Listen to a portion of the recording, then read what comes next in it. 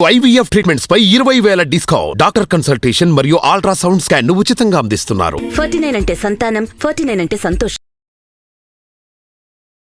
నమస్తే రమగారు. నమస్తే జయ. రమగారు, నరసింహస్వామి చరిత్ర మనం అప్పుడప్పుడు సందర్భానుసారంగా మాట్లాడుకున్నాం, కానీ పూర్తిగా ఒక కథ రూపంలో ఎప్పుడు చెప్పుకోలేదు. ఒకసారి చెప్పుకుందామండి. దశావతారాల్లో పరమాద్భుతమైన స్వరూపం, ఉగ్ర రూపం. శీఘ్రంగా సులభ సాధ్యుడుగా కూడా కనపడతాడు జయ. అవునా రమగారు? అప్పుడు శీఘ్రంగా సులభంగా రాలా, ఇప్పుడు వస్తాడు. ఓహో, ఈ కాలానికి వస్తాడంటారా? ఇప్పుడు వస్తాడు. ఇప్పుడు ప్రమాదాల్లో ఆయన చాలా సహాయకారిగా ఉంటాడు, చాలా తోడుగా ఉంటాడు స్వామి. ఎంత హాయిగా, ఎంత ప్రసన్నంగా ఉంటాడో.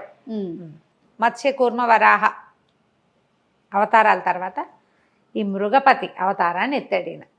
నరమృగ రూపుడు, సగం మనిషి సగం మృగం. దీనికి ముందున్న స్వరూపం వరాహ స్వరూపం కదా. ఇవి రెండు ఇంటర్లింక్డ్గా కనిపిస్తాయి. వరాహ స్వరూపము, నరసింహ స్వరూపము లింక్ దగ్గరగా.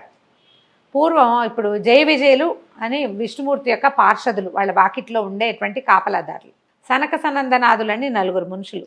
సనక సనందన సనత్కుమార సనత్ సుజాతులు. వాళ్ళు బ్రహ్మ కుమారులు, మానసపుత్రులు. బాలురుగానే కనపడతారు. మాకు జ్ఞానమే, వాళ్ళని సృష్టి చేయమంటే మేమేం చెయ్యం, మాకు జ్ఞానమే కావాలన్నారు వాళ్ళు. తర్వాత సృష్టి బ్రహ్మ చేసుకున్నాడు. ఈ బాలురుగా ఉన్న వాళ్ళు ఒకసారి వచ్చి విష్ణుమూర్తిని చూడబోయారు. స్వామివారు ఏకాంతంలో ఉన్నారు కాబట్టి ప్రవేశం కుదరదన్నారు ద్వారపాలకులు.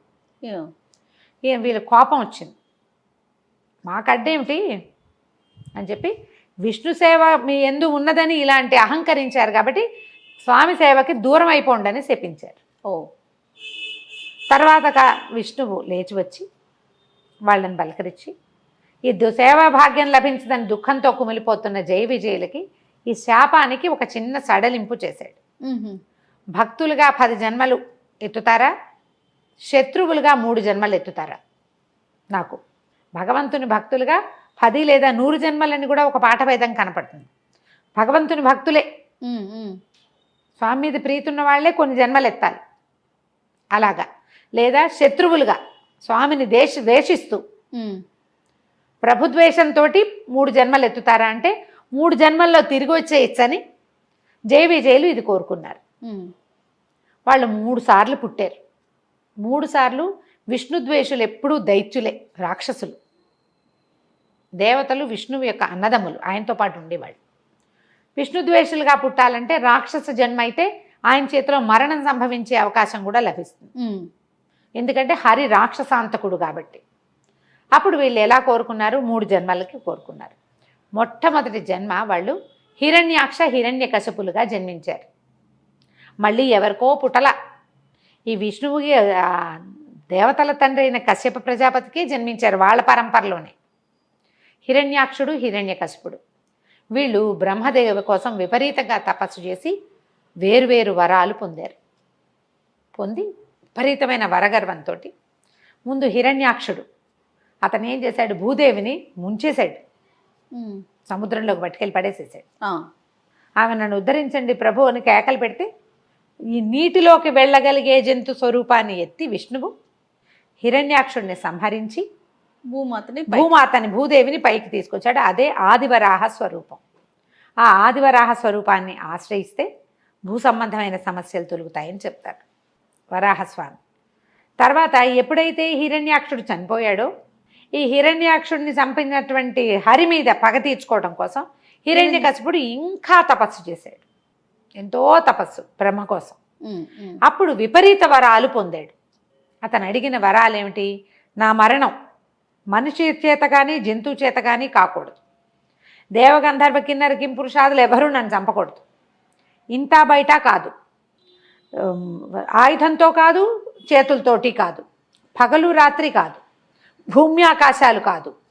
అలాంటి మరణం కావాలి. ఎందుకంటే వీళ్ళు మరణం లేకుండా వరం ఇవ్వమని కోరుకున్నారు. మరణం లేకుండా మీకు అమృతత్వాన్ని నేను ఇవ్వలేననేసాడు బ్రహ్మ. మీరు మరణించవలసిందే. అందుకని విపరీత వరాలు కోరుకున్నాడు. అయితే ఆయన తపస్సు చేసే క్రమంలో ఏం చేశాడు? తన భార్య గర్భవతి అయిన లీలావతిని వదిలిపెట్టి వెళ్ళాడు. అయితే ఇతను తపస్సు చేస్తున్నాడు అని చెప్పి దేవేంద్రుడు ఏం చేశాడు?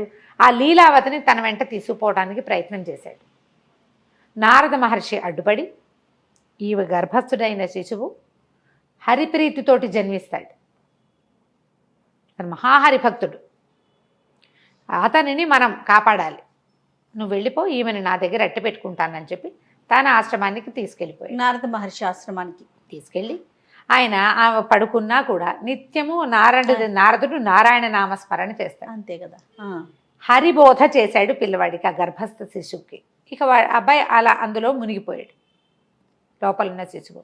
అయితే ఈ గర్భస్థ శిశువు అంటే 9 నెలలో 10 నెలలోనే కదండి అంటే, అప్పట్లో గర్భాలు ఇంత సింపుల్ కాదు, సంవత్సరాలు మోసేవారట. ఆ గర్భంలో ఉన్నంత కాలము అదే విన్నాడు అబ్బాయి. హరి గురించే విన్నాడు.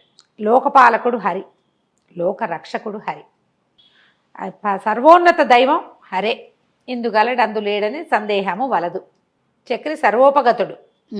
అది ఆ భావాల్లో పిల్లవాడు ఉన్నాడు లోపల. తర్వాత ఏమైంది, పుత్రోదయం అయింది. పుత్రోదయం అయ్యాక కూడా ఆ పుట్టిన శిశువు కూడా ఈయన అలాంటి బోధే చేశాడు. తర్వాత కాలంలో హిరణ్యకశిపుడికి తపస్సు పూర్తయింది, వరం లభించింది. ఆయన దేవతల మీద దండెత్తాడు. తన భార్యను తీసుకెళ్ళడానికి ప్రయత్నం చేసినందుకు మొత్తం అణిచేశాడు, ముల్లోకాలు జయించేశాడు, ముల్లోకాధిపతి అయిపోయాడు. ఎక్కడా మరణం లేని వాడికి భయం ఏముంది, తెంపరితనం వచ్చేస్తుంది కదా. అక్కడి నుంచి భార్యని కుమారుడిని తీసుకుపోయాడు. ప్రహ్లాదుడిని పేరు పెట్టారు, ఆహ్లాదాన్ని కలిగిస్తాడని ప్రహ్లాదుడని పెట్టారు పేరు. ఇంకా సంతానం కలిగింది, ముందు సంతానం ఉంది, తర్వాత కలిగింది. ఒక్క పిల్లవాడే కాదు, వాళ్ళకి ఇంకా ఉన్నారు పిల్లలు. పిల్లాడు కొంచెం మందుడుగా ఉండేవాడు, యాక్టివ్ కాదు. ప్రహ్లాదుడు యాక్టివ్ వాడు కాదు, కూర్చుని హరినామస్మరణ చేసుకుంటూ ఉండేవాడు. పుట్టుకతోటే వైరాగ్య భావాలు ఉన్నవాడు. భగవంతుడే అన్నిటికీ మూలమని, అన్నిటికీ ఆద్యంతాలు అతడేనని నమ్మేవాడు అనమాట. ఈ పిల్లాడికి ఒక 7-8 సంవత్సరాలు వచ్చాక కొంచెం మబ్బుగా ఉన్నాడు, చదువులో పెట్టాలనుకున్నారు. అప్పుడు చండామార్కులని, చండు అమార్కుడు బహుశా వాళ్ళ పేర్లు, ఈ చండామార్కులకి అప్పచెప్పారు విద్య నేర్పించమని. వాళ్ళు ఏం చెప్పినా ఈ పిల్లాడికి క్షణంలో వచ్చేస్తుంది, ఏకసంధాగ్రాహి. కానీ హిరణ్యకశిపాయ నమః అని తండ్రిని పూజించాలని, తండ్రి సర్వోత్కృష్టుడని అంటే ఒప్పుకునేవాడు కాదు. ఈ దేహాలు పోయేవేవి, ఎప్పుడూ నిత్యుడుగా ఉండే భగవంతుడిని చూడాలి కానీ అనిత్యమైన మనల్ని ఎట్లా పూజిస్తాం, మనుషుల్ని పూజించకూడదు. రాక్షసుడైతే ఈయనకి మరణం తప్పదు ఎప్పుడో ఒకప్పుడు, నిత్యుడు కాదు కదా. మనం ఉన్నా లేకపోయినా ఉండేవాడు భగవంతుడు, నేనున్నప్పుడు ఉండేవాడు దేవుడేట అవుతాడు, అట్లా కాదు. ఇతను ఏం చేశాడు, పిల్లవాడు తన చుట్టుపక్కల ఉన్న వాళ్ళందరికీ హరిబోధ చేయటం మొదలుపెట్టాడు. హరినామస్మరణతోటి గురుకులం అంతా మారుమోగిపోయేది. పిల్లలు ఆ ఉద్రేకానికి లోనైపోయేవారు. మనం భజన చేస్తుంటే ఉద్రేకం వస్తుంది, అవునవును కదా. నామస్మరణతోటి ఒక రకమైన ఉద్రిక్తత వచ్చేస్తుంది, లోపల నరాలలో ఒక సంచలనం వస్తుంది, దాని మీదకి వెళ్ళిపోతాం. ఈ పిల్లలందరినీ అటువైపు తీసుకెళ్తున్నాడని వాళ్ళు ఏం చేశారు, సరే చెప్తున్నారు, నాయన ఇది వద్దు, ఇది చెయ్యొద్దు, నీ తండ్రి ఒప్పుకోడు, ఆయన హరిద్వేషి శివభక్తుడు అంటే కాదంటాడు ఇతను. తర్వాత ఏం చేశారు, పిల్లాడి చదువు పరీక్షిద్దామని పిలిచారు. పరీక్షించేసరికల్లా అతను ఏమన్నాడు, హరే సర్వాంతర్యామని చెప్పటం మొదలుపెట్టాడు. తండ్రికి అర్థం కాలేదు. ఇక పిల్లాడిని ఎలాగైనా, వీడు ఏంటంటే వీడు చెదపురుగు, చీడపురుగు కుటుంబానికి, ఇలాంటి వాడు ఒకడు పుడితే ఇక మొత్తం కుటుంబం అంతా పాడైపోతుంది. పిల్లవాడిని సంహరించాలనుకున్నాడు ఆయన. నాకు ఇంటికి ఎక్కడ వేర్పురుగు ఉంటే ఇల్లంతా మొత్తం చెట్టంతా పోతుంది, నా కుటుంబం అంతా నాశనం అయిపోతుంది, మేమంతా హరిద్వేషంతో ఉంటే వీడొక్కడు ఎందుకు హరిప్రేమికుడుగా ఉండాలి. వాడిని చంపడానికి రకరకాల ప్రయత్నం చేశారు, విషం ఇచ్చారు, ఏది ఇచ్చినా హరినామస్మరణతోటే స్వీకరించేవాడు. ఏనుగులతో తొక్కించడానికి ప్రయత్నం చేశారు, కొండల మీద నుంచి పడేశారు, అగ్నిలో పడేశారు, పెద్ద పెద్ద పాములతోటి కరిపించారు. ఏం చేసినా అతనికి మరణం రాల, ఏది ఇచ్చినా అతని లోపలికి వెళ్ళిపోయేది. ఆ భగవన్నామస్మరణే అతన్ని రక్షించేది. ఇక విసిగిపోయాడు తండ్రి. విసిగిపోయి ఒకనాడు తండ్రి కొడుకు వాదించుకున్నారు బాగా. చిన్న పిల్లవాడే, 10-12 ఏళ్ళు వచ్చింటాయి, అంతకంటే వయసు ఉన్నట్టుగా కనపడదు కథల్లో.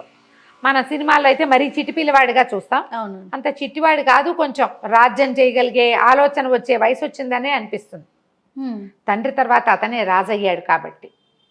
తర్వాత ఒకరోజు పిలిచాడు, ఇద్దరు మాట్లాడుకున్నారు. మాట్లాడుకున్నాక ఆయన అన్నాడు, సర్వాంతర్యామంటావు, ఎక్కడున్నాడో పిలువు, నాకు చూపించు అసలు ఇప్పటిదాకా ఎదురే పడలేదు, ముల్లోకాలు చూశాను నేను, ఎక్కడ చూసినా వాడు ఎక్కడున్నాడో మాకు కనపడలేదు, నేను చూడలా. అతన్ని చూసి అతన్ని సంహరించాలని కోరిక. మా అన్నయ్యని చంపేశాడు, నేను చంపాలి అతన్ని, చూపించు, నువ్వు ఎక్కడ చూపిస్తే అక్కడ చేస్తాను. ఇప్పటిదాకా అతని పేరు వింటాం, అతని ఇది వింటాను తప్పిస్తే నేను ఏనాడు అతన్ని చూడలేదు. అంటే నువ్వు చూడాలి అన్న దృష్టి లేదు నీకు. సర్వాంతర్యామి, ఎక్కడ పడితే అక్కడే ఉంటాడు. అసలు ఆ శ్లోకమే, ఆ పద్యమే అది. ఇందుగలడు అందులేడని సందేహం వలదు చక్రి సర్వోపగతుడు. ప్రతి చోట భగవంతుడు ఉన్నాడు, నీలో నాలో కూడా ఉన్నాడు. అయితే ఆయన మంటగా కోపం వచ్చిందనమాట. ఒక స్తంభాలు ఉన్నాయి, వాళ్ళు ఉన్న సభా ప్రాంగణం, ఈ స్తంభంలో ఉన్నాడు అంటే ఎక్కడైనా ఉంటాడు, చూడు నువ్వు అనేసరికల్లా ఇప్పుడు హరి నాకు కనపడాలి, కనపడకపోతే నేను చంపుతానన్నాడు పిల్లవాడిని. ఈ గద పెట్టి ఆ స్తంభాన్ని పగలగొట్టాడు. సాయంకాలం వేళ మునిమాపు చలువ చీకటి పడే వేళలో కొట్టేసరికల్లా ఆ స్తంభం పెళపెళ భావాలతో పగిలిపోయింది. పగిలి అందులోంచి సమయం ఆసన్నమైంది కాబట్టి భగవంతుడు ఇట్లా 2 స్వరూపాలతో, సింహపు ముఖము, మానవ దేహంతో బయటకు వచ్చాడు. ఆశ్చర్యపోయాడు హిరణ్యకశిపుడు. నువ్వా, ఇలా ఉన్నావా నువ్వు అని ఆశ్చర్యపోయాడు. అసలు పద్యాలు ఎంత బాగుంటాయో భాగవతంలో, భలే అద్భుతంగా ఉంటాయి. అనేసరికల్ ఉగ్రరూపం, అది వచ్చిన స్వరూపము. నువ్వు ఏదైనా కొట్టితే ఒక చోటకి వేడి వస్తుంది కదా, ఎక్కడో కొట్టావు, పటా పటా పట్ట కొట్టావు, కొట్టిన చోట ముట్టుకో, నువ్వు చేత్తో కొట్టినా వెచ్చబడుతుంది. ఒక గంట మనం ఒక చోట కూర్చుంటే మనం కూర్చుని నేలే వెచ్చబడుతుంది. బాగా చెప్పారు కదా. అవునండి. ఈ స్తంభాన్ని ఇనప గదతోటి, లోహపు గదతోటి కొట్టి కొట్టి ఒక తీక్ష్ణతని, వేడిని కల్పించాడు హిరణ్యకశిపుడు. ఆ వేడిలోంచి పుట్టిన భగవంతుడు మహోగ్ర రూపంతో వచ్చాడు. ఆ ఉగ్రరూపం చూసేసరికి వణికిపోయాడు పిల్లవాడు. ఇది ఇలాంటి స్వరూపంలో భగవంతుడు ఉంటాడని తెలియదు అతనికి. ఆ పాలకడల్లో ఎక్కడో పడుకుని ఉంటాడు, అలాంటివే తెలుసు. భగవంతుడు ఎలా ఉన్నా భగవంతుడే. మనకు భయం వేస్తుంది కానీ నారాయణ నారాయణ అంటూ పక్కకి తప్పుకునేసరికి ఈయన ఏం చేశాడు, ఈ రాక్షసుడితో యుద్ధం చేశాడు. కానీ హిరణ్యకశిపుడు ఓటమిని అంగీకరించాల. గద తిప్పి ఆయన మీదకి పడ్డాడు యుద్ధాన్ని. పడేసరికి ఈయన ఒక దెబ్బ కొట్టి అతన్ని ఈడ్చుకెళ్ళాడట. ఈడ్చుకెళ్ళి కరెక్ట్గా గుమ్మం మీద కూర్చున్నాడు. ఆ గుమ్మం మీద, అది ఇల్లు కాదు, వాకిలి కాదు, అతను ఎత్తి తన తొడల మీద వేసుకున్నాడు. భూమి ఆకాశాలు కాదు, భగవంతుని తొడల మీద ఉన్నాడు అతను, గోళ్లతోటి. అది సాయంత్రం కాదు, పగలు కాదు, రాత్రి కాదు, సాయంకాలం మునిమాపు వేళ చీకటి పడే సంధ్యా సమయంలో. ఈ చేతులు కాదు, ఆయుధం కాదు, గోళ్లతోటి చీల్చి అతన్ని సంహరించాడు. ఈ సంహరించేసరికల్లా ఆ ఉగ్ర రూపం చూస్తే వణికిపోయారు అందరూ. ప్రపంచం చాలా స్తంభించిపోయినట్టు అయిపోయింది. మొత్తం దేవతలంతా దిగి వచ్చేసారట. ఆయన్ని శాంతింప చేయలేపారు. ఆయన ఎంత ఉగ్రంగా ఉన్నాడంటే, ఆహారం తీసుకునే వేళ సింహం ఎలా ఉంటుంది, భక్షించాడని చెప్పం, గోళ్లతోటి చీల్చి సంహరించాడు. అవును అవును. అయితే వాళ్ళు ఏం చేశారు, బ్రహ్మాది దేవతలంతా వచ్చేసారు. లక్ష్మీదేవి కూడా వచ్చిన ఆయన శాంతించాల. ప్రహ్లాదుడి కోసమే వచ్చాడు కాబట్టి అతని ముఖం చూస్తే శాంతిస్తాడని అతన్నే ముందుకు నెట్టి అతనితోటే ప్రార్థన చేయించారు. ఉగ్రత తగ్గిన స్వామి అక్కడ నిలబడల. ఆ విచిత్ర స్వరూపంతో ఆయన బయటికి వెళ్ళిపోయాడు. ఎప్పటికో శాంతించాడని చెప్తారు. అలా వెళ్ళిన ఆయన సింహం ఎందులోకి వెళ్తుంది, అడవుల్లోకి, కొండల మీదకి వెళ్ళిపోతుంది. అట్లా మొత్తం ఆయన సంచరించిన భూభాగాలన్నిట్లలోనూ ఒక్కొక్క దేవాలయం నిర్మించబడిందని చెప్తారు. అట్లా ఆయన సంచరించిన ప్రాంతం బయటికి వెళ్ళిపోయి సంచరించాడు. ఎక్కడెక్కడ ఆయన ఆగాడో వెళ్ళిపోయాడు. ఎక్కడ ఆగాడో అక్కడ ఒక ప్రత్యేకమైన దేవాలయం, ప్రత్యేకమైన కథ వచ్చింది. సింహాచలం కాదు, మనకి అహోబిలం. ఆ అహోబిలంలో ఆయన అసలు అదే జరిగిందే అహోబిలంలో ఉంటారు. అహోబిలం మనం కొండ మీదకి పైకి వెళ్తుంటే ఒక పెద్ద ఇది కనపడుతుంది, సభాభవనం అంతా పగిలిపోయి ముక్కలుగా. అసలు అదే హిరణ్యకశిపుడి భవనం అని చెప్తారు. ఎంత పెద్ద పెద్ద కట్టడాలుగా కనిపిస్తుంది. పైన ఉక్కు స్తంభం అనే ఒక స్తంభం ఉంది, ఉగ్రస్తంభం. ఆ స్తంభం నుంచే స్వామి ఆవిర్భవించాడని కూడా చెప్పబడుతుంది. అహోబిలంలోనే ఈ కథ జరిగిందంటారు. ఆయన ఎన్నో ప్రాంతాల్లో, అటవీ ప్రాంతాల్లో సంచరిస్తే ఆ సంచరించిన చోటల్లా ఒక్కొక్క దేవాలయం చొప్పున చాలా ఉన్నాయి. పెంచెలకోన అలా బోల్డన్ని దేవాలయాలు ఉన్నాయి. ఒకసారి నరసింహ క్షేత్రాలన్నీ లైన్గా చెప్పుకుందాం. తప్పకుండా అండి. అక్కడి నుంచి ఏమైంది, లక్ష్మీదేవి శాంతించలేదు, ఆయన ఉగ్ర రూపంతో తిరుగుతున్నాడు. ఆయన్ని శాంతింపజేయాలి, మళ్ళీ వైకుంఠ ప్రవేశం చేయించాలి. అప్పుడు లక్ష్మీదేవిలో ఉన్నటువంటి సాత్విక కళని, ఆమెలో ఒక రాజసిక కళ కూడా ఉంది, కోపం, ఆమె తొందరగా కోపం వస్తుంది ఆవిడికి కదా, కదిలి వెళ్ళిపోతుంది. ఆమెలో సాత్విక కళ ఉంది. ఆ సాత్విక కళని చెంచులక్ష్మి రూపంలో జన్మింపజేశారని, ఒక చిన్న బాలిక రూపంలో ఆ సాత్విక కళకి ఆకర్షితుడై ఆయనలో ఉన్న ఉగ్రం తగ్గిపోయిందని చెప్తారు. చెంచులక్ష్మిని వివాహం చేసుకుని ఆయన శాంతపడిపోయాడు. తర్వాత ఆ లక్ష్మీ కళ, ఆ సాత్విక కళ ఆయనలోకి ఐక్యమైపోయాక ఆయన మామూలుగా విష్ణు స్వరూపంతో పైకి మన వైకుంఠానికి వెళ్ళిపోయాడని చెప్తారు. ఎలా వైకుంఠానికి వెళ్ళాడు అనేది ప్రత్యేక కథనంగా చెప్పబడదు. ఇలాగ విష్ణు పురాణం చూస్తే గనక ఈసారి మళ్ళీ చెప్తాను ఇంకొకసారి వివరంగా. ఈ ప్రహ్లాదుడి కోసమే ఇలాంటి స్వరూపాన్ని చూపించాడు ప్రపంచానికి. అది ఇప్పుడు ఈ మన ఏమంటారు దీన్ని, పరిణామ క్రమంలో చేపగా, కూర్మంగా, వరాహంగా, తర్వాత సగం మానవ దేహం, సగం దీంతో మృగదేహంతో, మృగముఖంతో జన్మించి ఆ తర్వాత వామనుడిగా జన్మించి పూర్తి స్థాయి మనిషి బాల రూపంలో, అదే వామన రూపంలో, ఇట్లా పరిణామక్రమం కూడా ఇక్కడ చూపించబడింది అని చెప్తారు.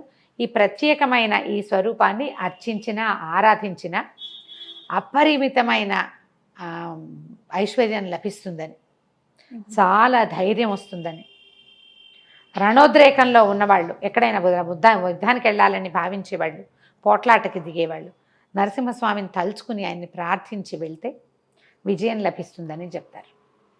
కరావలంబ స్తోత్రం లాంటివి చేసుకుంటే స్వామి తన చెయ్యి అందిస్తాడు మనకి. ఇప్పుడు ఇది ఊరికే అతన్ని చంపటమే కాదు, ప్రపంచానికి ఎలా చూపించాడు, మనం సంసారంలో పడి కొట్టుకుపోతూ ఉంటాం. హిరణ్యకశిపుని ఉద్ధరించాడు, సంహరించటం కాదు కదా. అవును అవును, ఒట్టి సంహార క్రియ కాదు జరిగింది, ఉద్ధరణ క్రియ జరిగింది. మనని కూడా భగవంతుడు ఈ సంసారంలో నుంచి ఉద్ధరిస్తాడు ఈ స్వరూపంలో ఉన్న ఆయన. అలాంటి ఈ స్వరూపాన్ని నిత్యం తలుచుకోవచ్చు. బోళ్ళని దేవాలయాలునే, కుదిరితే ఏదో ఒక దేవాలయంలో దర్శనం చేసుకోవచ్చు. ఆ కథ తలుచుకుంటే ఎంత రోమాంచంగా ఉంటుంది, అద్భుతమైన కథ కదా. మళ్ళీ ఇంకొకసారి మనం దేవాలయాలను గురించి చెప్పుకోవచ్చు. అందులోనూ మీ నోటి వెంట వింటుంటే రమ్మగారు మహాద్భుతం అండి. నమస్తే. సుమన్ టీవీలో మీ పర్సనల్ అండ్ బిజినెస్ ప్రమోషన్స్ కోసం కింది నెంబర్కి కాంటాక్ట్ చేయండి.